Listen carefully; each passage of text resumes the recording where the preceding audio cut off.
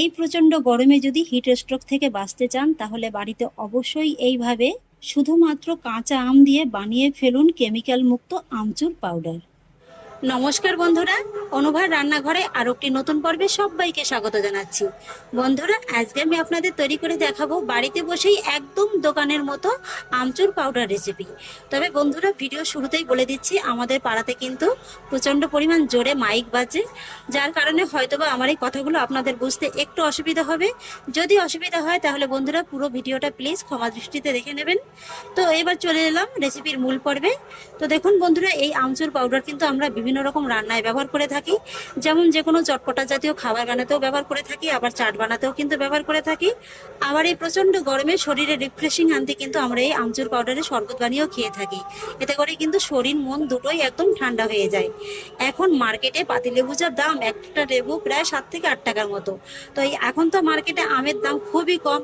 তো এইভাবে কিন্তু আপনারা একটু বেশি করে কাঁচা আম কিনে বেশি পরিমাণে কিন্তু আমচুর পাউডার বানিয়ে রাখতে পারেন সারা বছরের জন্য। আর বাড়িতে আম গাছ থাকলে তো কোনো কথাই হবে না। তো দেখুন বন্ধুরা, আজকে আমি আমচুর পাউডার বানানোর জন্য এখানে নিয়ে নিয়েছি 1 কেজি পরিমাণে কাঁচা আম। তো দেখুন বন্ধুরা, আমের খোসাগুলো ছাড়িয়ে এইভাবে কেটে কিন্তু আমি একটু জলের মধ্যে ভিজিয়ে রেখেছি। আর এইভাবে দেখুন আমি কিন্তু কেটে এই যে আমের ভিতরে যে আটিটা আছে ওটাকে কিন্তু ফেলে দিয়েছি। মোটামুটি আমটাকে আমি 2 টুকরো করে কেটে নিয়েছি। আর এইভাবে একটু জলের ভিতরে ভিজিয়ে রাখলে কি হবে, আমটা কিন্তু আর কালো হয়ে যেতে পারবে না। আর আমটাকে কিন্তু আমি 3 থেকে 4 বারের মতো খুব ভালোভাবে ধুয়ে তারপরে কিন্তু এইভাবে জলের ভিতরে ভিজিয়ে রেখেছি। আর এইভাবে আমটাকে আমি কেন 2 টুকরো করে কেটে নিলাম সেটা আপনাদের এখনই দেখিয়ে দিচ্ছি। তো চলুন বন্ধুরা, এবার আমি আমগুলোকে গ্রেট করে নেব। এভাবে আমি আজকে আমগুলোকে গ্রেট করে নেব। আপনারা চাইলে কিন্তু আমগুলোকে বটি কিংবা চাকুর সাহায্যে পাতলা পাতলা স্লাইস করেও কেটে নিতে পারেন। এইভাবে আমটাকে আমি কেন 2 টুকরো করে কেটে নিলাম আপনাদের এখন বলে দিচ্ছি। এই যে বন্ধুরা, আমি যে আমগুলো কেটেছি না, আমের ভিতরে আড়িটা কিন্তু খুব বেশি একটা শক্ত হয়নি, মোটামুটি একটু নরম আছে। তাই এইভাবে যদি আমি গোটা অবস্থায় গ্রেট করতে যেতাম তাহলে কিন্তু আটি শুদ্ধই গ্রেট হয়ে যেত। তাই এইভাবে আমি একটু কেটে 2 টুকরো করে নিয়েছি, এতে করে গ্রেট করতে সুবিধা হবে। বন্ধুরা, এই আমচুর পাউডার তো আমরা বিভিন্ন রকমের রান্নায় ব্যবহার করে থাকি। তো দেখবেন আমাদের এই গ্রাম অঞ্চলের দোকানে কিন্তু এই আমচুর পাউডারটা একদম পাওয়াই যায় না। পেতে হলে কি হবে, অনলাইনে বাজার করতে হবে, না হলে কলকাতায় যেতে হবে। তো বাড়িতে বসেই যদি এইভাবে খুব সহজ উপায়ে একদম দোকানের মতো আমচুর পাউডার বানানো যায় তাহলে তো কোনো ক্ষতিই নেই। বাড়িতে বসেই কিন্তু আপনারা এইভাবে একটু বেশি পরিমাণে আমচুর পাউডার বানিয়ে সারা বছরের জন্য সংরক্ষণ করে রেখে দিতে পারেন। এই তো বন্ধুরা, আমগুলোকে আমি খুব সুন্দর করে গ্রেট করে নিয়েছি। আর এখন দেখুন গ্রেট করার পরে কতটা হয়েছে। এখন ঠিক যতটা হয়েছে না, আমগুলো যখন খুব ভালোভাবে শুকিয়ে যাবে না, এটা কিন্তু বেশ অনেকটা কমে যাবে। আর এবার দেখুন, এই আমগুলো শুকানোর জন্য আমি নিয়ে নিয়েছি বড় দেখে একটা স্টিলের থালা। এইভাবে একটু পাতলা পাতলা করে আমগুলোকে বিছিয়ে রাখলে কি হবে, আমগুলো কিন্তু একদম তাড়াতাড়ি শুকিয়ে যাবে। আপনারা হয়তোবা ভাবতে পারেন বাস এইটুকুই, এইটুকুই করলেই কি একদম দোকানের মতো হবে? হ্যাঁ বন্ধুরা, আমি আপনাদের গ্যারান্টি দিচ্ছি, আমি যে পদ্ধতি আপনাদের দেখিয়ে দিচ্ছি ঠিক একই রকম পদ্ধতি আপনারা অবলম্বন করবেন। একদম কিন্তু দোকানের মতো আমচুর পাউডার আপনারা ঘরে বসেই তৈরি করতে পারবেন। এই যে দেখুন বন্ধুরা, আমটা যেহেতু একটুখানি গ্রেট করে রাখা হয়েছে, মানে মোটামুটি আমটা গ্রেট করতে করতে যতটুকু সময় লেগেছে তার মধ্যেই কিন্তু আম থেকে বেশ খানিকটা পরিমাণে জল বেরিয়েছে। তাই এই জল শুদ্ধ কিন্তু আপনারা দেবেন না, এইভাবে শুধু আলতো হাতে একটু চেপে নিলেই কিন্তু হয়ে যাবে। দেখবেন বেশ অনেকটা পরিমাণে কিন্তু জল বেরিয়ে যাবে। এই যে দেখুন। তো দেখুন বন্ধুরা, পুরো আমটাকে কিন্তু আমি একটু ভালোভাবে চেপে চেপে জলটাকে বের করে দিয়ে এইভাবে কিন্তু থালার মধ্যে খুব ভালোভাবে ছড়িয়ে দিয়েছি। যেহেতু আমি একটু বেশি পরিমাণে আমটা নিয়েছি তাই কিন্তু বড় একটা থালাতে হয়নি, একই রকম ভাবে কিন্তু আমি একটা কুলোর মধ্যেও আমটাকে বিছিয়ে নিয়েছি। আপনারা চাইলে কিন্তু এই ধরনের কুলো কিংবা যে কোনো স্টিলের প্লেট কিংবা কাচের প্লেটে আমটাকে শুকিয়ে নিতে পারেন, তবে কোনোভাবেই কিন্তু কাঁসা পিতলের প্লেটে আমটাকে শুকাতে যাবেন না। আর এই যে দেখুন, আমটাকে একটু চেপে নেওয়ার পরে কিন্তু বেশ খানিকটা জল বেরিয়েছে। এই জলটা কিন্তু আপনারা নাও ফেলে দিতে পারেন। এই গরমে কিন্তু সামান্য একটু বিট লবণ দিয়ে ঠান্ডা ঠান্ডা কিন্তু আমের শরবত খেয়ে নিতে পারেন। খেতে কিন্তু জাস্ট দুর্দান্ত লাগবে। আর এবার আমি এই আমগুলোকে টানা রোদে 3 থেকে 4 দিনের মতো রেখে খুব ভালোভাবে কিন্তু শুকিয়ে নেব। খুব ভালোভাবে শুকাতে গেলে কিন্তু মোটামুটি 3 থেকে 4 দিন লাগবে। আর যদি টানা রোদটা আপনারা না পান, যদি একটু মেঘলা রোদ হয়, সেক্ষেত্রে কিন্তু সময়টা আরেকটু বেশি লাগবে। তাহলে বন্ধুরা ফিরে আসি 3 থেকে 4 দিন বাদে। এই তো বন্ধুরা, ফিরে এলাম 3 থেকে 4 দিন বাদে।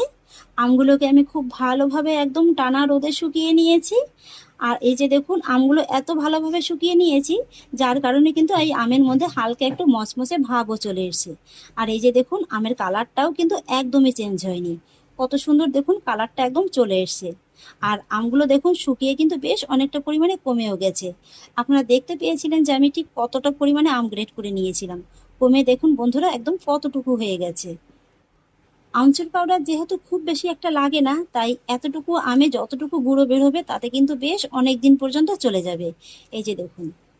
আর এই আমগুলো শুকিয়ে নেওয়ার ক্ষেত্রে কিন্তু আমি আপনাদের আরও একটা ছোট্ট টিপস বলে দিতে পারি।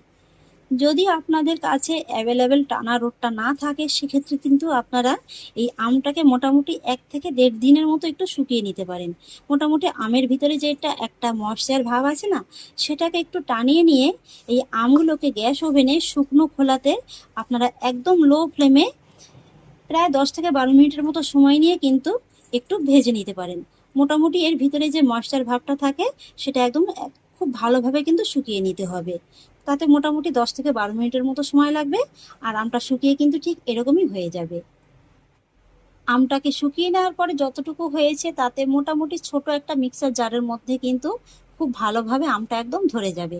তো এবার বন্ধুরা আমি আমটাকে কিন্তু মিক্সার জারে দিয়ে দিয়েছি, আর এবার আমি আমটাকে খুব ভালোভাবে একদম ফাইন গুঁড়ো করে নেব।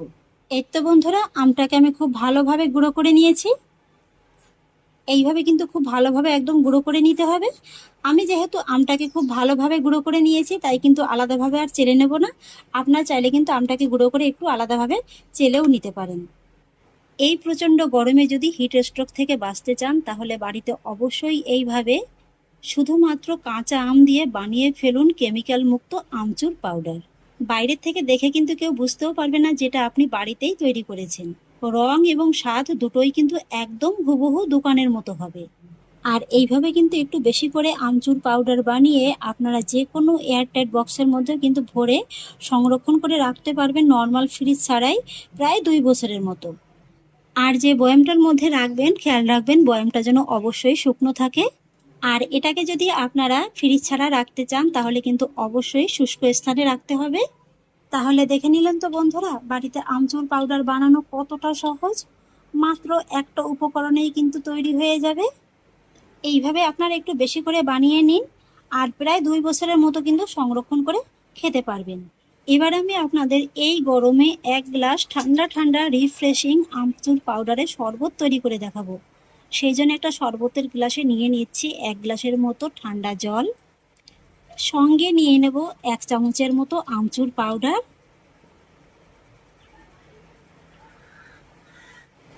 সেই সঙ্গে নিয়ে নেব 1 চামচের মতো চিনি, সামান্য একটু রেগুলার লবণ, আর একটুখানি বিট লবণ।